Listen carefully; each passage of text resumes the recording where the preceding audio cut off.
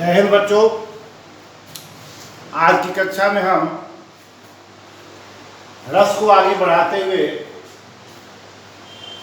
व्यूह श्रृंगार का लक्षण एवं उसका उदाहरण प्रस्तुत करेंगे। व्यूह श्रृंगार कहाँ होता है? पहली कक्षा में मैंने संयोग श्रृंगार की चर्चा की थी, जहाँ नायक नायक एक दूसरे से मिलते हैं। व्यूह में ठीक इसके विपरीत होता है, एक दूसरे से अलग होते हैं। वियोग का अर्थ तथा बिना योग का। तो इस रस में नायक और नायिका एक दूसरे से अलग होते हैं। जैसे इसका उदाहरण लें, लिख लेंगे इसको।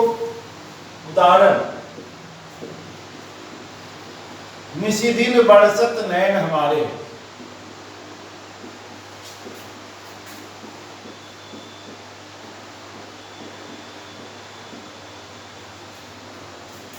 सदा रहत पावस ऋतु हम पर।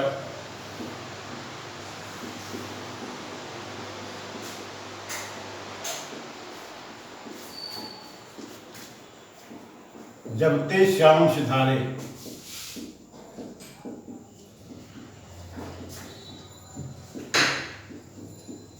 यहां यह उदाहरण व्यूह श्रृंगार का अच्छा दृष्टांत है। प्रसंग है, कन्हैया के मथुरा चले जाने के बाद गोपिकाएं विरह व्याकुल होकर अपनी मनोदशा का चित्रण करती हैं। सूरदास की गोपिकाएं एक दूसरे से अपनी भावना व्यक्त करती हैं और कहती है, निस दिन बरसत नयन हमारे। ए गोपी, हमारी आंखें बरबस कन्हैया के लिए तरस रही हैं, आंखों से अविरल अश्रु बह रहे हैं और लगता है कि सदा रहत पावस ऋतु हम पर जबते श्याम सिधारे। लगता है हमेशा वर्षा ऋतु ही छाई है। वर्षा ऋतु में आप देखेंगे कि हमेशा बूंदे आकाश से टपकती रहती है, अविरल रूप से बूंदे गिरती रहती है। ठीक उसी प्रकार गोपिकाओं की आंखों से अविरल अश्रुधारा बह रही है। कन्हैया के वियोग में गोपिकाओं का यह उदाहरण व्यूह श्रृंगार का अच्छा दृष्टांत। उदाहरण 2, हे खग मृग हे मधुकर श्रेणी। हे खग मृग हे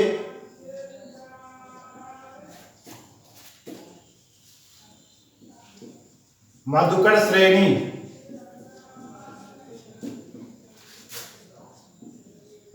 तुम देखी सीता मृग नैनी।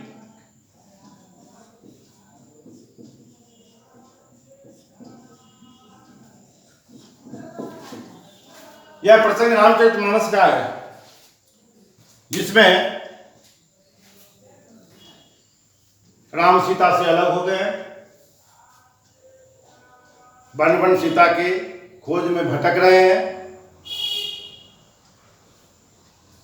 सीता के बारे में पेड़ पौधों, जानवरों, वृक्ष लताओं से पूछते चल रहे हैं कि तुमने मृगनयनी सीता को देखा है? तुमने कहीं सीता को देखा है? मतलब कि पूछत चले लतातरु पाती। हर जगह पूछते रहते हैं, मारे मारे फिर रहे हैं, सीता के वियोग में रो रहे हैं। उसी का वर्णन तुलसीदास जी ने अपने मानस में किया है। इस प्रकार अनेक उदाहरण आपको व्यूह श्रृंगार के मिलेंगे। उधर सीता जी अशोक वाटिका में भी राम के विरह में अपनी संवेदना व्यक्त करते हुए कहती है, नूतन किसलय अमल समाना देई अग्नि जिम करे निदाना। डहकन है उजियारिया निस्नेह घाम, जगत जड़त अस लागई मोह बिनु राम। अर्थात राम के बिना उनका जीना असह्य हो गया है।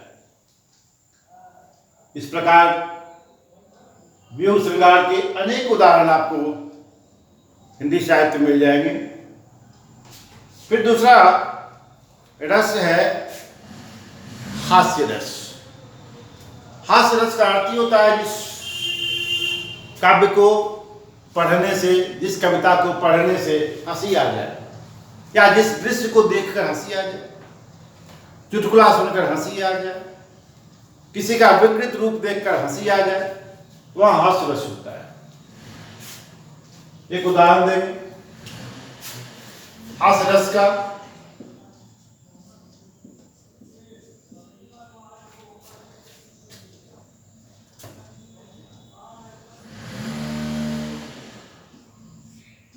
सीता हरण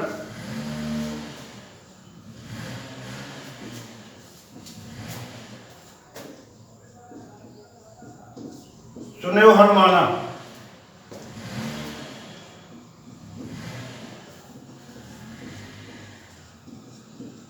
टैक्सी लेकर दौड़े थाना।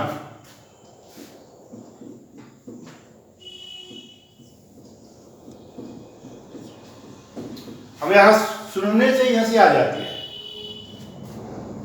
जब सीताहरण हुआ था उस समय टैक्सी नहीं थी और हनुमान जी टैक्सी लेकर कैसे दौड़े? टैक्सी थी नहीं, दौड़े कैसे? इसलिए इस वाक्य को पढ़ने से, इस कविता की पंक्ति को पढ़ने से ही हंसी आ जाती है। और भी बहुत से उदाहरण हैं। फिर तीसरा रस है करुण रस। साहित्यकारों ने करुण को महत्वपूर्ण रस माना है। करुण एको रस, रस केवल करुण रस ही है। करुण रस का स्थायी भाव होता है शोक। जिस कविता को पढ़ने से, दृश्य को देखने से शोक की अनुभूति होती है, वहां करुण रस होता है। देखेंगे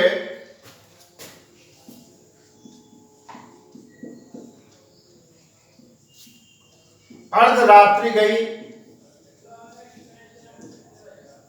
कपि नहीं आयो,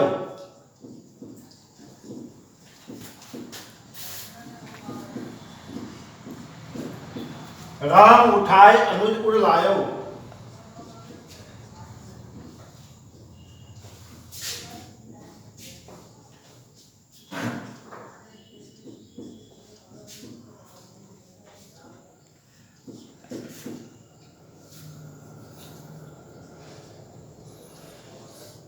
निज जननी के एक कुमारा,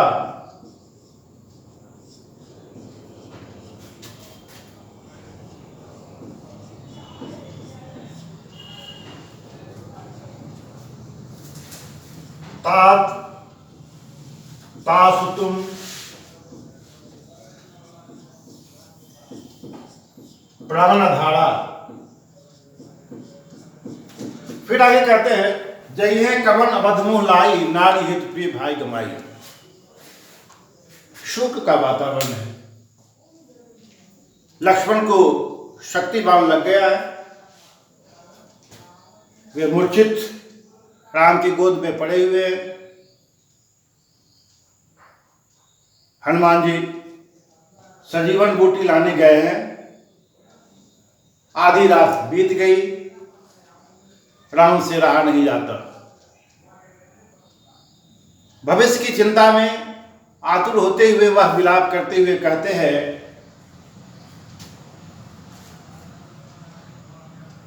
कि अर्धरात्रि गई कपि नहीं आयो। आधी रात बीत गई फिर भी हनुमान जी अभी तक नहीं आए। राम उठाए अनुज उड़ लायो।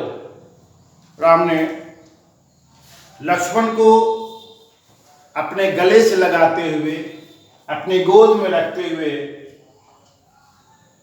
बोले, निज जननी के एक कुमार तात तास तुम प्राण धारा। ये भाई अपनी माँ के तुम एक ऐसे कुमार हो जो मेरे लिए प्राण के आधार हो।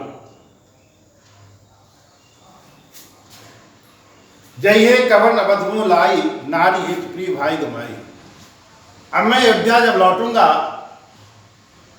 तो अपनी माता सुमित्रा को क्या मुंह दिखाऊंगा, क्या कहूंगा?